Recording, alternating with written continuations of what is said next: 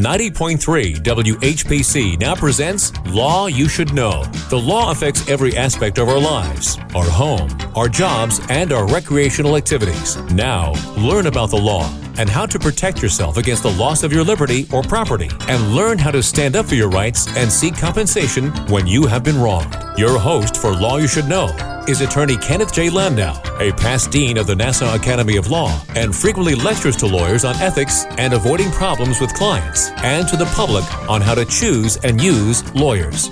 This is Law You Should Know on the voice of Nassau Community College, 90.3 WHPC. Hi, this is Ken Landau, and welcome to Law You Should Know. Today we have a very interesting show about the universal laws of attraction and success for lawyers. And our special guest is Judy Balloff, and she is the author of a book, 365 Days of Abundance, and how lawyers and others can use those laws to be more successful and feel better about their practice of law. Judy, welcome to Law You Should Know.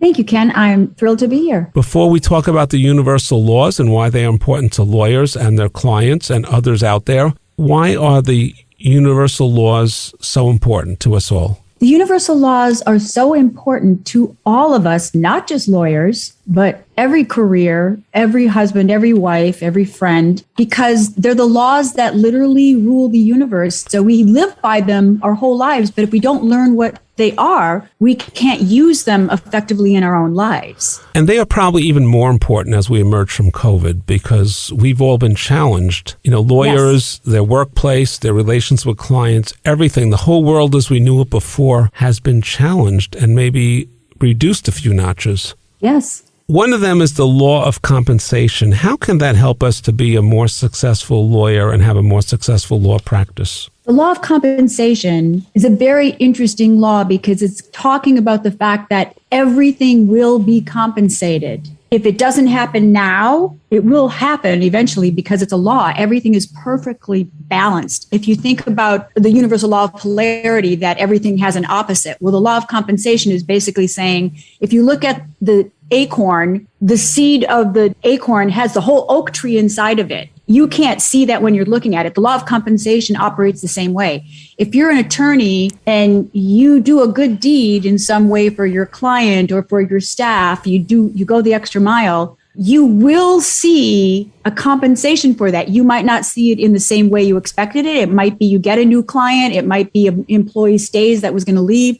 You don't know how it's going to function. You just know. It might be you win a case. You win a case. It might be you win a case. It might be a case goes differently than you thought it was, but it was actually a better ending than you could have even planned. So if you have a bad day, if you're having a difficult matter, a difficult judge, a different client, a difficult business deal, just keep your head up and move forward as best you can. There'll be a balance at some point. There'll be a balance. That's what's so great. And a quick tip, every lawyer should get and read the compensation essay by Ralph Waldo Emerson. It will teach them a lot and it will help them in their practice. And he's not talking about monetary compensation, just compensation in life. No, he's talking about all kinds of compensation, not just monetary. Okay. Does this tie in with the universal law of giving and receiving and how this will help you to grow your business or practice? Yes, it does. It really does. And also the idea you will get what you need and want eventually? Yes, because what do we all really want at the end of the day? We want joy, we want happiness, we want peace. We think we get that through money and winning cases and falling in love. We look for all kinds of ways to get it. But there's bigger things that are out there. What about in terms of following your intuition? Should you trust your intuition in your job, your role as a lawyer, and to also avoid bad decisions? I think we should trust our intuition. However, I will say, intuition or your sixth sense needs to be developed. There used to be some television shows. There was a funny guy, I wish I could remember his name, but he would win cases. And when they interviewed him later, he said the way he figured out cases is his father taught him when he was a boy to watch every single detail. And that's how he won cases. He developed his intuition by the habits he had. And so I've started going on drives and watching the houses and the businesses and paying attention. So sometimes a sign will come to you which way to go. It could be on a walk or sleeping on it or talking to someone about it. Absolutely. Is it good to write a list of pros and cons or discuss your list with someone, to see if it's balanced? Actually, I have given up writing lists of pros and cons because what I'm doing when I do that is I'm writing down negative things. And the law of attraction says you will attract what you think about. So could you just make a list of the pros for each situation and see which has more or which are more important to you? Sure, I would do that. I try to stay on the side of the street that is the stuff that I want in my life. I want to attract that thing into my life. So that's what I want to think about. And if you want to attract something, what are the ways to make yourself a little bit more attractive? Maybe without intending to do so, to a client, to make your case more attractive to someone, to improve your relationships with others, with your coworkers, with your employers, your support staff. You should think about the frequencies of radio stations because you can't get a country station on a rock and roll frequency. You can't get clients if you're not on the right frequency of kindness and joy and patience. Like, you need to be on a higher vibration and run your practices from there. That's how I'm running my business now. So and it makes a big difference. And what are some other ways of looking at watching the volume, watching your focus, maybe be more open to discussion or send just general vibes out there that are not too focused on one type of music or the other, or whatever music that person will be in tune with? Yes. Looking for that. You are going to attract clients and people that are on the same frequency as you are on. And how can you do that, let's say, in a conversational or engage with them, besides the music analogy? I'd say the best way to do it is to find ways to control your own thoughts, to not run on autopilot. And should you ask? All run on autopilot. And should you seek information from them? Not make assumptions. What's on their mind? What are their concerns? How do they get into Absolutely. this? How do they feel about what's going on in the world? How does it impact on their families or business? Let's use COVID as an example.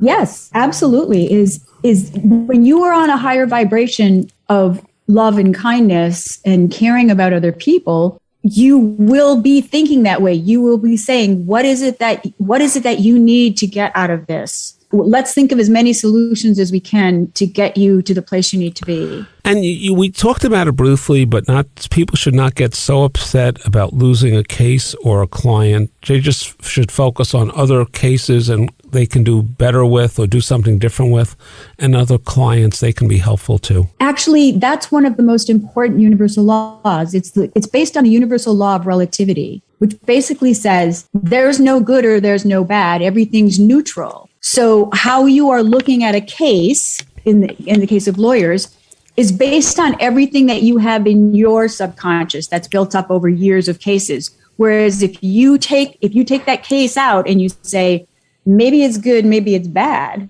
maybe you were going to get a client that was going to be a pain in your side for 20 years. Or not a winner. Maybe it was going to be, you didn't get the client, but it was a losing case. You're better off without it. It was a losing case. Or even if you won the case and it was a client you just couldn't tolerate, you didn't want to have them in your life. You don't know. It's just. And some people turn clients down for that reason. It's too much stress, or you can't make the client happy.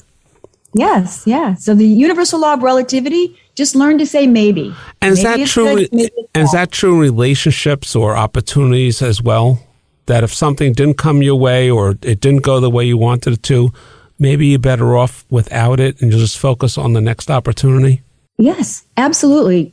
99.9% of everything that happens to you emotionally is because of how you looked at it. And so what's the best approach at that moment? To just move on, to see how maybe there's something you could have done a little differently? Yeah, stop and say, maybe this is good, maybe this is bad. I don't know right now. And oftentimes, if you go back in your life, I do this practice called Back to the Future. And I go back and look at cases I lost. I mean, I'm in a different business, but we have cases I lost, declines that came through underwriting. And I say, what's good about it? What's bad about it? What could I learn from it? What do I want to do different next time? So there's using the universal law of relativity to run your business is a very wise way to keep a real equilibrium emotionally. And to dwell on it, or is it just good to think about it lightly, and if you can learn from it, move on, or just focus on the next opportunity or the next situation? Because you know how sometimes when we have a bad situation, we get so involved emotionally in the negative feelings about it. We go home and drink a half a bottle of wine. We watch TV instead of working on our case for tomorrow. We just kind of want to have a temper fit about it. So what's a better approach? A better approach is to say, I can't possibly know what tomorrow will bring where this case is concerned. So I'm going to look at for the good and the bad, and I'm going to move on. I can look at it again tomorrow, and maybe it'll look different. I mean, just put some time between you and the bad thing, but also put some thinking in place. Ask what's good about it, what's bad about it, what can I learn from it? And even if it didn't work out, what you can learn about avoiding that case, that client, that situation in the future. You've learned something. So you've learned something. Okay. We're talking with Judy Balloff, and she's author of 365 Days of Abundance, and we're talking about the universal laws of attraction and how they can be used by lawyers and others. And you're listening to Law You Should Know here on 90.3 WHPC, the voice of Nassau Community College in Garden City, New York. One of the things you mentioned is having a mastermind group, and how can that help lawyers or, let's say, law students or anyone else in a business or a profession? I would say that if you're in law school right now, you should start looking for who you want to be in your mastermind. Mastermind groups have been used by Abraham Lincoln had a mastermind group. C.S. Lewis had a mastermind group. Napoleon Hill had a mastermind groups, and they were in mastermind groups. Some of them lasted 40. The one that C.S. Lewis was in, J.R. Tolkien was in that group too. It lasted for 45 years. So who are these going to be, these people in your mastermind group? How can you find them, and what goes on? What are the dynamics? The dynamics of a mastermind group is that you look for people who are on the same, if I can use this verbiage, vibration as you are on.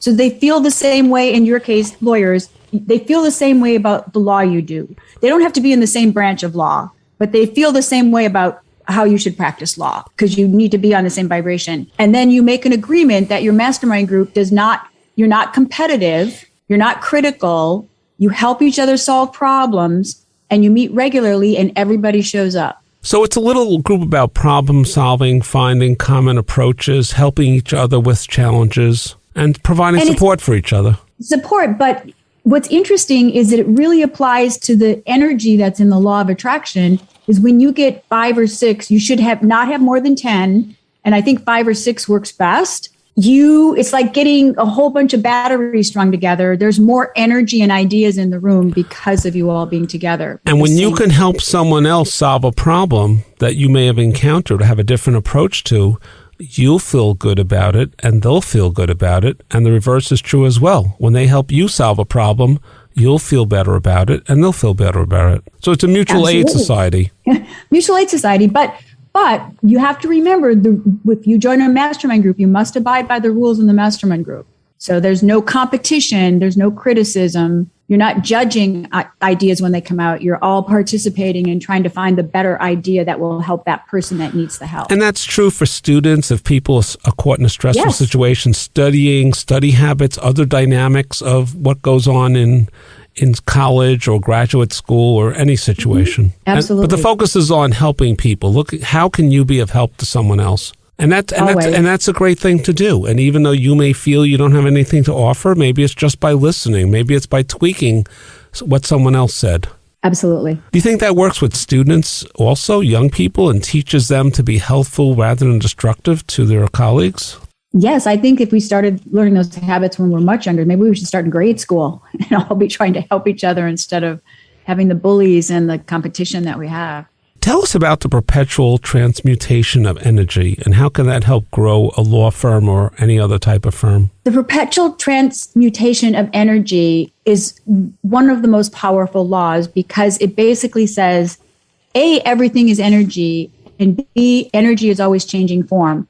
So if you do anything in your law practice, if you make the benefit plan better and your employees are happier, that energy is changing into workers that work harder, that stay longer. If you go the extra mile for a client, that energy is always transmuting into love or care. Perpetual transmutation of energy applies to all things. So the more good vibes, the more helpful ideas, the more things you put out there, it will come back to you in return and in abundance. In abundance, it's perpetually the energy. Your thoughts are constantly moving. The world is constantly moving. It's constantly changing. You want to be on the right frequency, moving the right way. And be positive. And you'll probably feel better just after you help that person, but it will come back to help you down the road in some way. Absolutely. Yes. And what about the universal law of perpetual motion? How will that help you weather a storm? It's sort of like if you get a bad cold, if you think about the law of perpetual motion,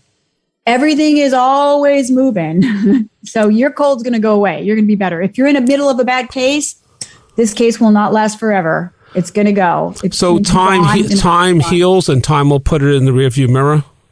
Actually, that's not a bad way to say the law of perpetual. The interesting little tidbit about the law of perpetual motion, scientists, including Leonardo da Vinci, have tried to recreate a perpetual motion machine for the last 2,000 years. The patent office will not take any applications for perpetual motion machines anymore because it is not possible. And does that work out in life and in applying the universal laws that, once you've passed something, put it in the rearview mirror and focus what's on the future and what's around you right at that moment? Absolutely. And you know why? Because you know what an hourglass looks like, right, Ken? Yes. Okay, so in the top is the sand that hasn't fallen yet. You have no control over that. In the bottom is the sand that's already gone. So that's the past and the future. You have no control over either one. The only thing you control is the neck of the hourglass right now, today, this minute. So if you have this minute to say something positive or to do something kind or to do one better on a law case, and I'm not a lawyer, so I couldn't be talking about the specifics, but it's really powerful to think about this is the only time you have. So don't waste time thinking about yesterday. Can't change it. Why is it important to realize that there's no such thing as being unlucky or that self-talk can hold you back? They both really refer to the same thing. Most of us, literally most of us, I used to, I don't anymore. Most of us go through life on autopilot. Have you ever driven to work, Ken, and not realized how you got there? You're like, I'm going to take the fifth.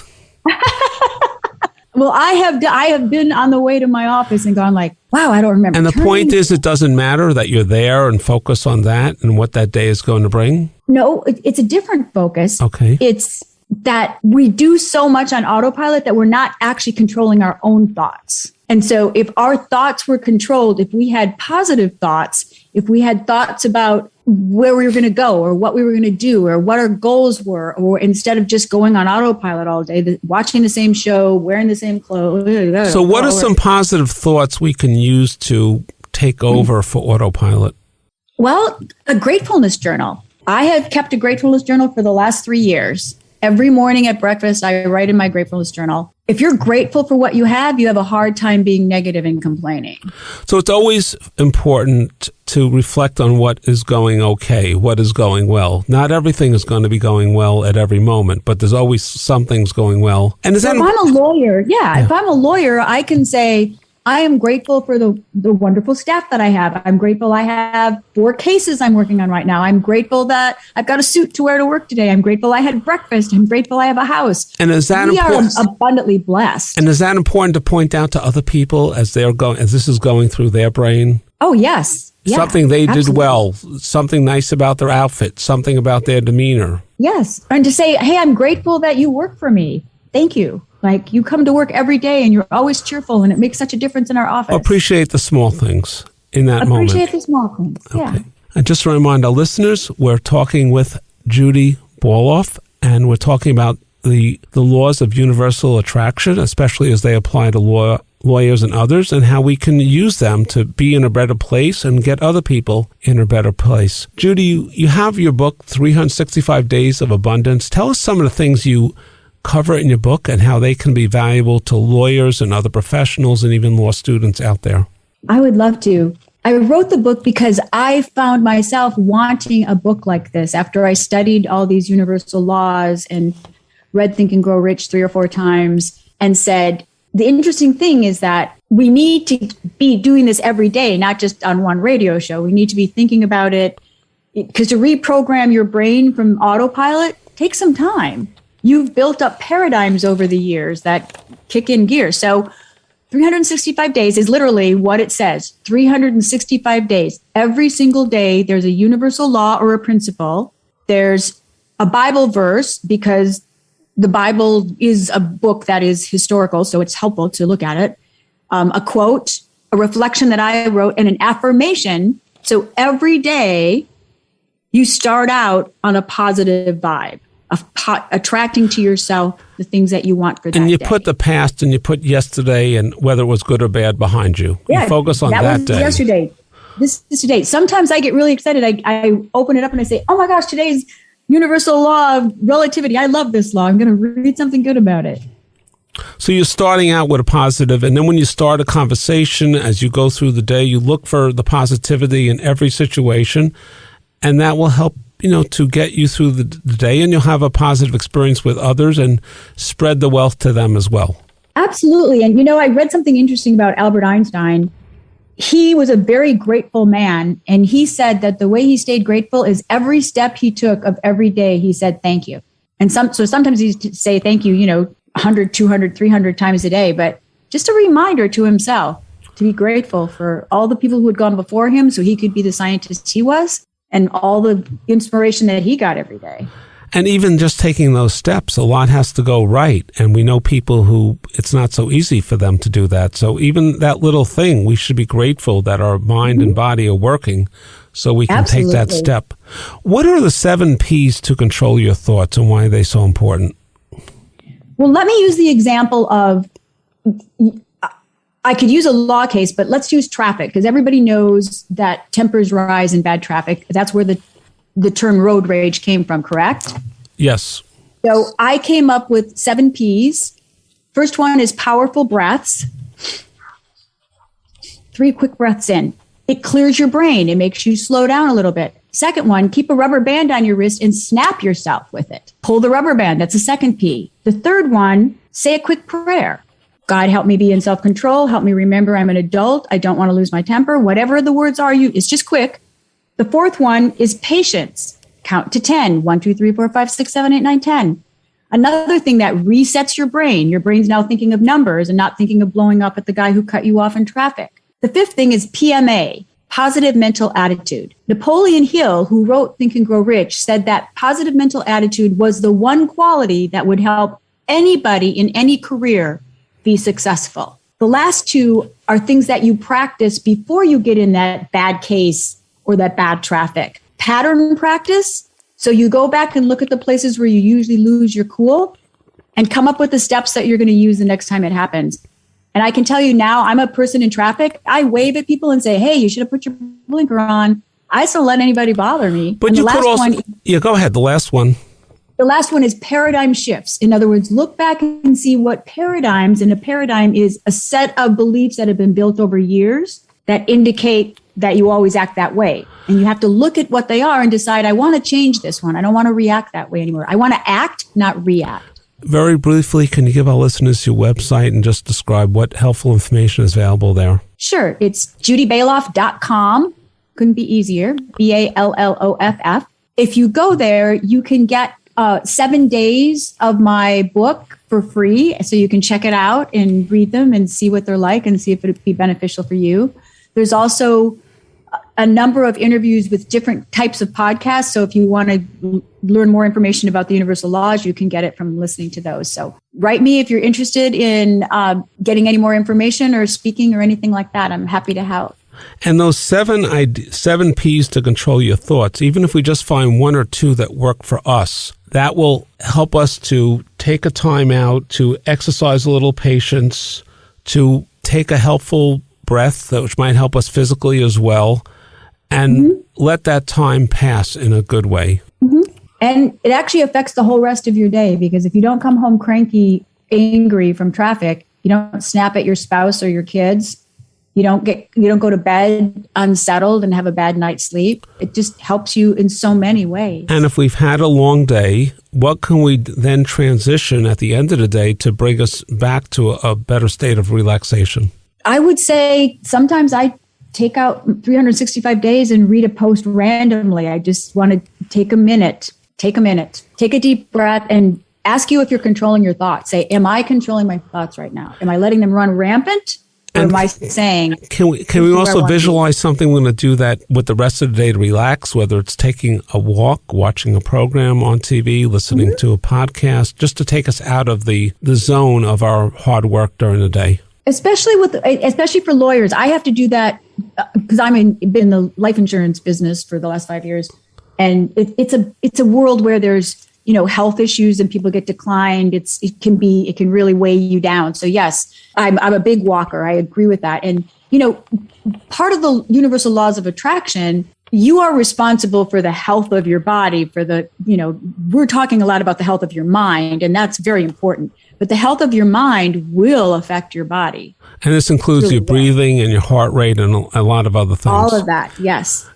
Judy, give us your website one more time. Judy Balloff, JudyBalloff.com. And I'd like to thank Judy for talking to us about the laws of attraction. If you want to hear it again or tell someone else about it, just go to the podcast for Law You Should Know at nccradio.org, and there's many other podcasts there about the law as well. And please join us on 90.3 WHPC, the voice of Nassau Community College in Garden City, New York, at this same time next week for another program on Law You Should Know.